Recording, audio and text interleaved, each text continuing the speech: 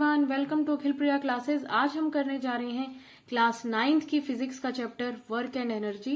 सो ये टॉपिक बहुत ही इंटरेस्टिंग है, चैप्टर बहुत अच्छा है क्योंकि हमारी डे टू डे लाइफ में होता भी है। सो ये चैप्टर हमें बहुत इंटरेस्टिंग लगेगा, बहुत सारे नए फैक्ट्स हमें पता चलेंगे। और आज हम अपनी इस वीडियो में करने जा रहे हैं वर्क के बारे में। वर्क किसे कहते हैं साइंटिफिक व्यू में, और इसके क्या टाइप्स हैं, इसकी एसआई यूनिट क्या होती है। सो हम इस अपनी वीडियो में वर्क को कवर करेंगे और फर्दर टॉपिक्स जो है हमारे चैप्टर की वो आगे के पार्ट्स में कवर होंगे। तो मैं हूं प्रियंका अखिलेश दीक्षित, मैं आपका स्वागत करती हूं मेरे चैनल पे। अगर आप मेरे चैनल पे नए हैं तो प्लीज चैनल को सब्सक्राइब करिए। और अब हम पढ़ते हैं वर्क के बारे में।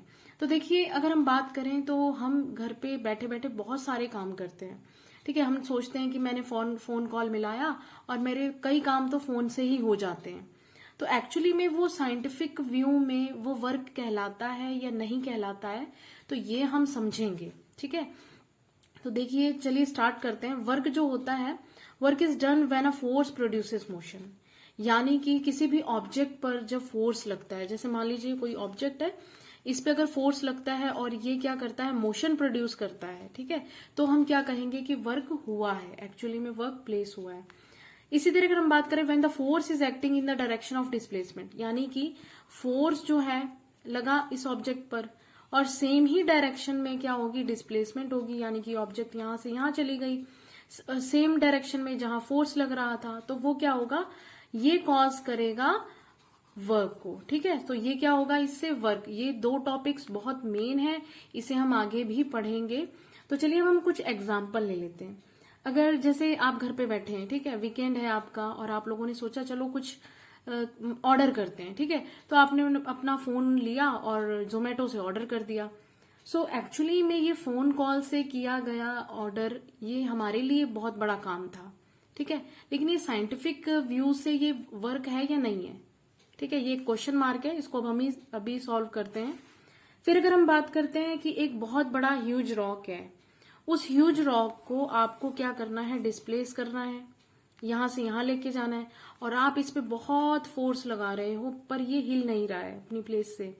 बहुत फोर्स लगा रहे हो, बहुत सारी एनर्जी आपने लगा दी, आपको पसीना भी आने लगा, लेकिन ये जो ये रॉक है ये अपनी प्लेस से हिला ही नहीं। लेकिन आप क्या कहोगे, मैंने बहुत काम किया, मेरे तो पसीने छूट गए। बट एक्चुअली में ये साइंटिफिक व्यू से वर्क डन है या नहीं है, ये भी एक क्वेश्चन मार्क है। अभी हम इसको सॉर्ट आउट करते हैं। अब हम लेते हैं कि जैसे कि आप लोग साइकिल से स्कूल जाते थे क्योंकि कोविड की वजह से बहुत टाइम से हम लोग स्कूल नहीं गए। सो जाते थे जब हम स्कूल अपने साइकिल से, तो क्या होता था, जिस डायरेक्शन में आप साइकिल को लेके जाते थे, यानी कि हम जिस डायरेक्शन में फोर्स अप्लाई करते थे उसी सेम डायरेक्शन में क्या होता था, डिस्टेंस ट्रेवल करते थे। सो ये क्या होता है, साइंटिफिक व्यू से ये होता है वर्क।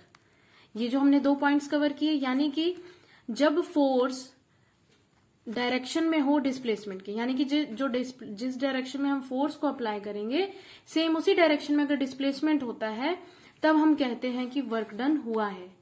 जब हमने बैठे बैठे फोन कॉल से जोमेटो पे ऑर्डर कर दिया, ये हमारे लिए वर्क होगा, लेकिन ये साइंटिफिक व्यू से वर्क नहीं है क्योंकि हमने सेम प्लेस पे बैठकर, क्योंकि डिस्प्लेसमेंट नहीं हुई, कुछ भी फोर्स नहीं लगा। सो ये क्या है, एक वर्क डन नहीं है। अब हम बात करते हैं ये ह्यूज रॉक की।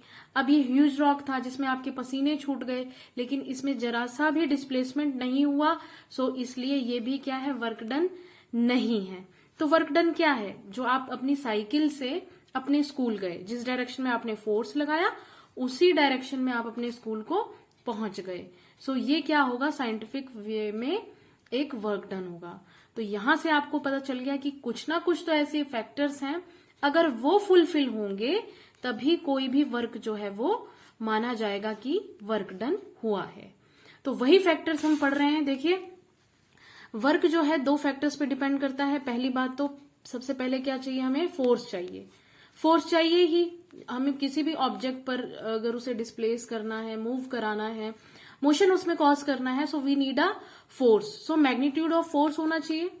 सेकेंड थिंग इज कि distance moved in the direction of the force, यानी कि जो भी डायरेक्शन है, यानी कि फोर्स हमने इस डायरेक्शन में अप्लाई किया तो जो डिस्टेंस है वो भी सेम डायरेक्शन में होना चाहिए, तो हम क्या कहेंगे कि वर्क जो है वो हुआ है। ठीक है, सो ये जो 2 फैक्टर्स हैं इनको आपको ध्यान में रखना है। और अब ये देखिए एक पॉइंट है, work has only magnitude no direction. Work जो है सिर्फ और सिर्फ उसके पास क्या होता है, मैग्नीट्यूड होता है, उसके पास कोई भी डायरेक्शन नहीं होती है। सो इस वजह से हम ये क्या कह सकते हैं कि ये एक स्केलर क्वांटिटी होता है। वर्क जो है ये स्केलर क्वांटिटी होता है। अब ये ऐसा क्यों होता है कि डायरेक्शन पे नहीं डिपेंड है, इसको हम मैग्नीट्यूड पे ही लेते हैं, ये हम आगे भी इसकी जब टाइप्स करेंगे तो आप लोगों को और क्लियर हो जाएगा। यहाँ आप ये ध्यान रखिए कि वर्क जो है सिर्फ और सिर्फ मैग्नीट्यूड पे डिपेंड होता है। अब अगर हम बात करें वर्क डन की डेफिनेशन की, तो देखिए डेफिनेशन क्या कहती है हमारे पास, work is defined as the magnitude of the force multiplied by the distance.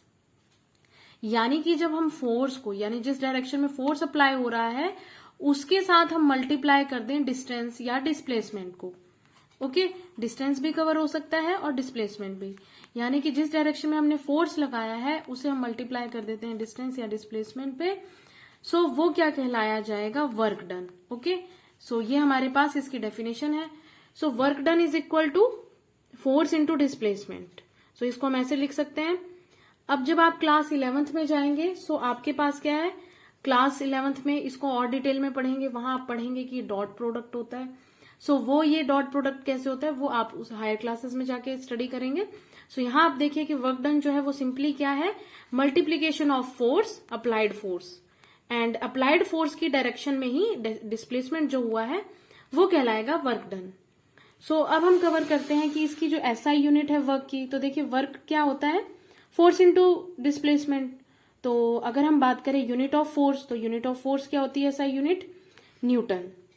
और वहीं बात करें कि एसआई यूनिट ऑफ डिस्प्लेसमेंट वो होती है मीटर। तो यानी कि दोनों मल्टीप्लाई हो रहे हैं, सो न्यूटन मीटर इसकी क्या हो जाएगी, एसआई यूनिट हो जाएगी। न्यूटन मीटर नहीं देना तो आप जूल लिख सकते हैं। ठीक है, सो ये दोनों क्या है, एसआई यूनिट हो जाएंगी हमारे वर्क डन की। आई होप आप लोगों को इतना क्लियर हो गया होगा। ये 2 फैक्टर्स जो थे इन्हें आपको ध्यान रखना है कि ये जो 2 फैक्टर्स होंगे तभी क्या है, हम सपोज करेंगे कि वर्क एक्चुअली में डन हुआ है। सपोज करिए हमारे पास एक फोर्स है, उसकी जो क्वांटिटी है वो है 1 न्यूटन। ओके, जो स्ट्रेंथ है उस फोर्स का 1 न्यूटन है और जो डिस्प्लेसमेंट है वो 1 मीटर है। तो वर्क डन जो है, यानी कि वर्क जो था हमारे पास क्या था, multiplication of force and displacement. तो यहां से हमारे पास आ जाएगा 1 न्यूटन इंटू 1 मीटर, तो यानी कि 1 जूल। 1 जूल हमने ऐसा यूनिट पढ़ी है वर्क की। सो 1 जूल को हम डिफाइन भी कर सकते हैं, यानी कि जब 1 न्यूटन ऑफ फोर्स किसी भी ऑब्जेक्ट पर लगेगा और वो डिस्प्लेस कर रहा है 1 मीटर ऑफ डिस्टेंस, तो जो वर्क डन हो रहा है वो कितना हो रहा है, 1 जूल। ओके, सो इसको हम डेफिनेशन लिटरली देख लेते हैं। तो टेक्निकल डेफिनेशन है हमारे पास, 1 joule is the amount of work done on an object when a force of 1 newton displaces it by 1 metre. Okay, वही लिखा है कि 1 न्यूटन जब डिस्प्लेस करेगा 1 मीटर के डिस्टेंस को, तो 1 जूल का वर्क जो है वो हुआ होगा along the line of action of the force. Along the line of action से मतलब है कि जिस डायरेक्शन में फोर्स अप्लाई हुआ है सेम उसी डायरेक्शन में डिस्प्लेसमेंट हुई है। ओके, सो ये क्लियर हो गया आपको। अब हम बात करते हैं वर्क डन की टाइप्स की। ठीक है, तो अगर हम बात करें तो देखिए, अगर आपसे कोई पूछता है क्या वर्क डन कभी भी 0 हो सकता है, तो बिल्कुल हो सकता है। आपको कहना है कि हाँ वर्क डन 0 हो सकता है। कब होता है इसको हम देख लेते हैं। Work done on an object by a force would be 0 if the displacement of the object is 0। Okay, अब हमें पता है कि वर्क डन क्या होता है, वर्क डन होता है फोर्स इंटू डिस्प्लेसमेंट। तो यहां से देखिए, या तो अगर फोर्स 0 हो जाए या डिस्प्लेसमेंट 0 हो जाए। अगर फोर्स 0 हो जाएगा तो भी हमारा वर्क डन 0 होगा, और अगर डिस्प्लेसमेंट 0 हो गई तो भी हमारा वर्क डन 0 होगा, क्योंकि किसी भी चीज से 0 मल्टीप्लाई होता है तो वो 0 हो जाता है। तो बेसिकली अगर कभी भी फोर्स 0 हो जाए, जैसे कि कुछ उस पे अदर फैक्टर्स जो है वो अदर फोर्सेस जो है उस पे लग गए, तो उस टोटल नेट फोर्स को वो कैंसिल आउट कर दें, तो इस वजह से क्या हो जाएगा, फोर्स 0 हो जाएगा। तो फोर्स अगर 0 हो गया तो वर्क डन 0 हो जाएगा। Displacement of object is 0। अब जैसे हमने बात की थी, ह्यूज रॉक को हम पुश तो कर रहे थे, एक्चुअली में हम अपनी तरफ से तो वर्क कर रहे थे, पूरी एनर्जी हमने लगा दी, पसीने तक छूट आए, लेकिन डिस्प्लेसमेंट हुआ ही नहीं। सो उस काइंड में क्या था कि 0 था डिस्प्लेसमेंट, तो इसकी वजह से वर्क डन जो हो जाएगा साइंटिफिक व्यू में वो क्या हो जाएगा 0।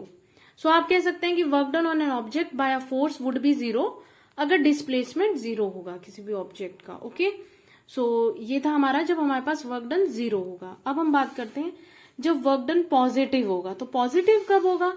तो देखिए, जब हम कभी भी डिस्प्लेसमेंट होती है और वो डिस्प्लेसमेंट उसी डायरेक्शन में हो जिस डायरेक्शन में उसे फोर्स मिला था, यानी कि एक ऑब्जेक्ट है, उसे इस डायरेक्शन में फोर्स मिला था और वो इसी डायरेक्शन में उसने डिस्प्लेस हो, यहां से यहां आ गई, ए पॉइंट से बी पॉइंट पर आ गई, यानी कि फोर्स इस डायरेक्शन में है और डिस्प्लेसमेंट भी इस डायरेक्शन में, तो ये क्या हो जाएगा? पॉजिटिव होगा।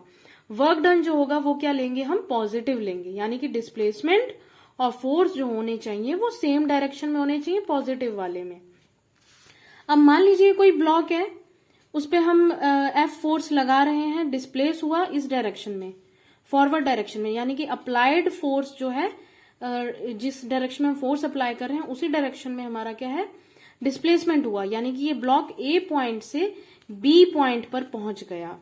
ठीक है, तो यहां हम कहेंगे कि क्या हुआ है? पॉजिटिव वर्क डन हुआ है, यानी कि डिस्टेंस और फोर्स की डायरेक्शन क्या हो गई? सेम हो गई, एक ही डायरेक्शन है। सो ये हो जाएगा पॉजिटिव वर्क डन।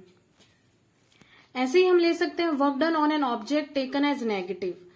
जब कभी भी किसी भी ऑब्जेक्ट पर हम फोर्स लगा रहे हैं और एक्चुअली में जो डिस्प्लेसमेंट है वो अपोजिट डायरेक्शन में हो, या फिर रिटार्डिंग फोर्स हो, जो फोर्स अप्लाई किया जा रहा है वो अपोजिट डायरेक्शन में हो, तो हम फोर्स को नेगेटिव लेंगे। ठीक है, तो इन केस में क्या हो सकता है? या तो फोर्स रिटार्डिंग होगा या फिर डिस्प्लेसमेंट है वही नेगेटिव अपोजिट डायरेक्शन में। देखिए, जैसे कि एग्जांपल के तौर पर अगर हम ऊपर की तरफ बॉल फेंकते हैं, थ्रो करते हैं बॉल, तो हम अपनी तरफ से ऊपर की तरफ फोर्स लगा रहे हैं, लेकिन डिस्प्लेसमेंट या डिस्टेंस ट्रेवल क्या होगा? वो बॉल सर्टेन हाइट तक जाएगी, उसके बाद वो फिर से आ जाएगी, तो यानी कि डिस्प्लेसमेंट कैसा हो गया?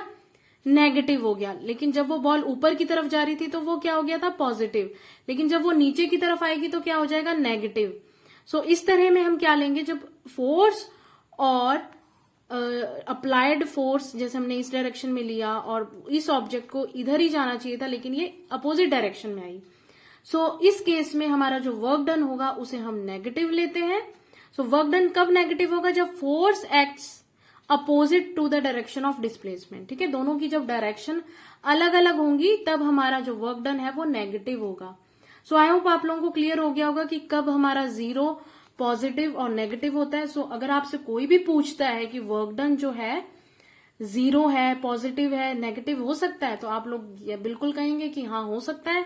एग्जाम्पल्स भी हैं आपके पास। 0 में क्या हो जाएगा कि जब डिस्प्लेसमेंट ही नहीं हुआ या फोर्स ही नहीं लगा, ठीक है, तब हमारे पास 0 हो जाएगा। पॉजिटिव में जब सेम डायरेक्शन में, यानी कि डिस्प्लेसमेंट और अप्लाइड फोर्स सेम डायरेक्शन में, तब वो पॉजिटिव हो जाएगा। नेगेटिव कब होगा?